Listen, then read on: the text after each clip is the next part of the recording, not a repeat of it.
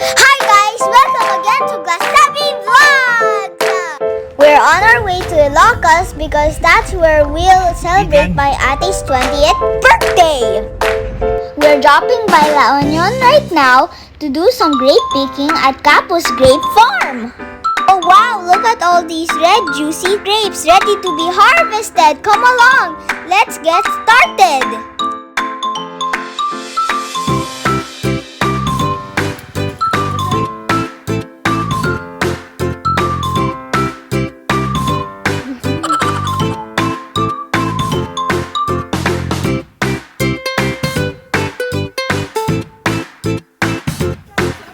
You can also buy grape juice and grape wine from this farm. Aliyah, is it yummy? The wine? What is that? Oh, juice. My ate loves the grape juice.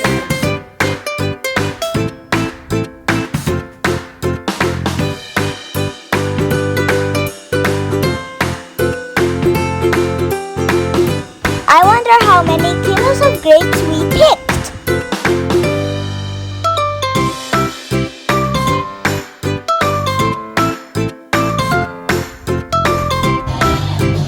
Now we are at Kabsat for lunch. I'm hungry. It's our first time here. And the view is amazing. It's literally beachfront.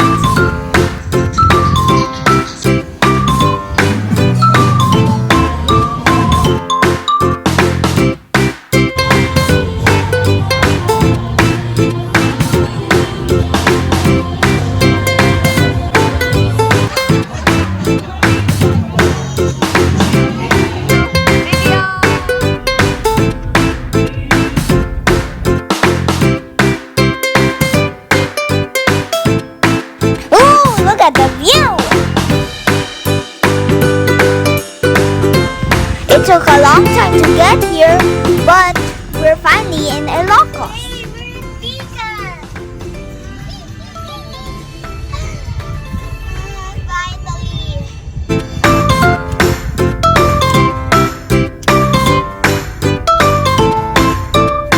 We're staying at Hotel Luna, which is just near Calle, Crisologo.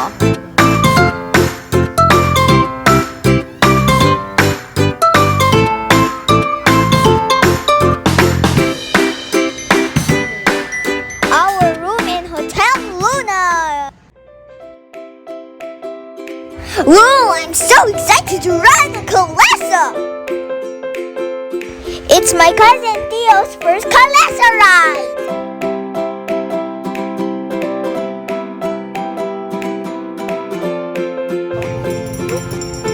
Now we're walking along Calle Crisologo!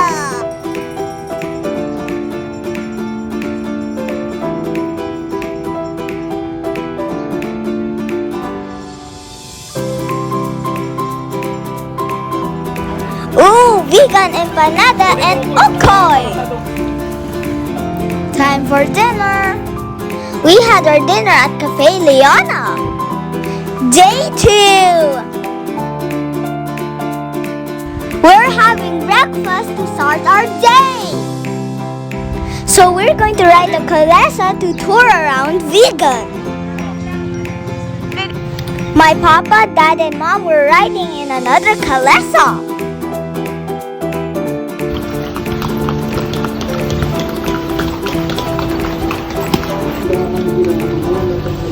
That's Plaza Salcedo on the left.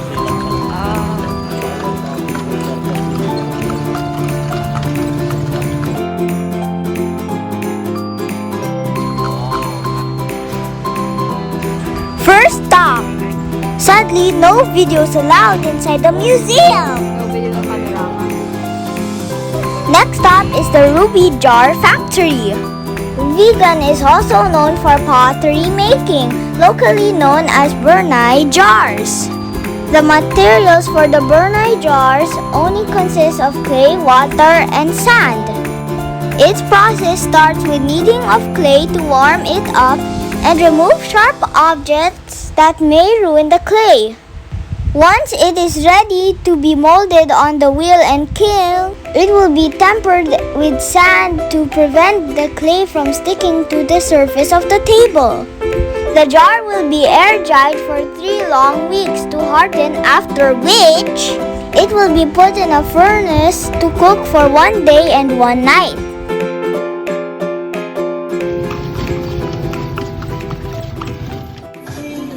We are now in Baluarte and we're excited to see the safari animals. Baluarte Zoo is the must-visit spot in the province. Ostrich!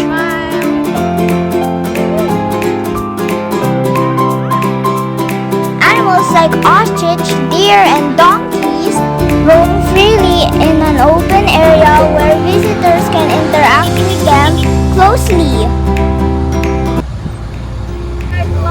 A white lion! A zebra!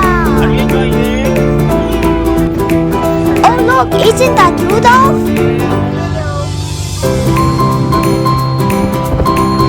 The safari hotel over there. Giraffe! Ooh, spotted deers!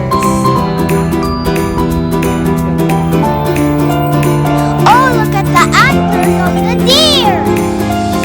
Is Rudolph here?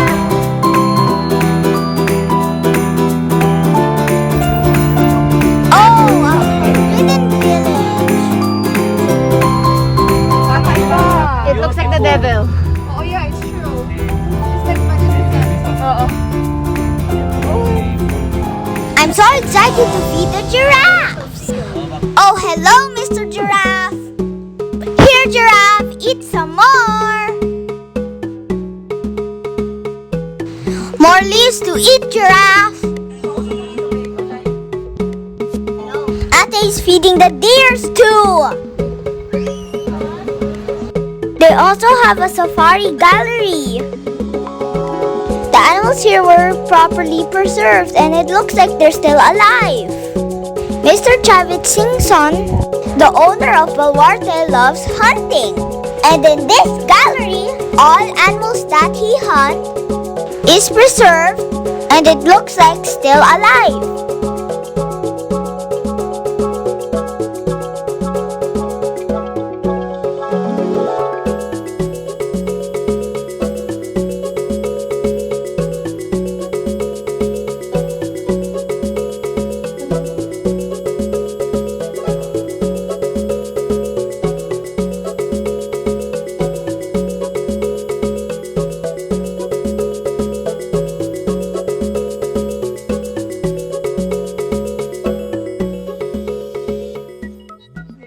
We are now here at Hidden Garden for lunch.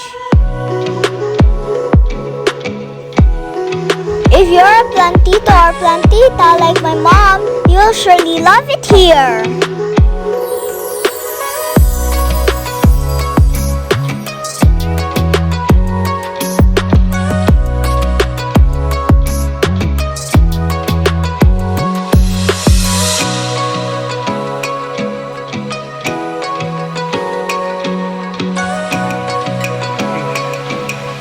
More plants here.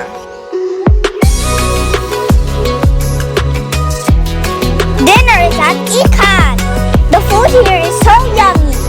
Day 3, it's Ate's birthday.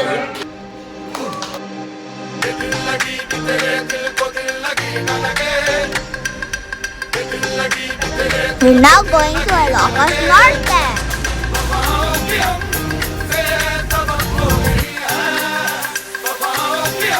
We stopped by Luna Shrine.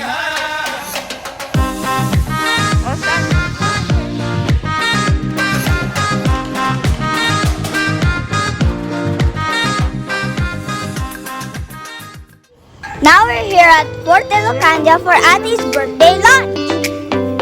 Crazy that it's so quiet here now.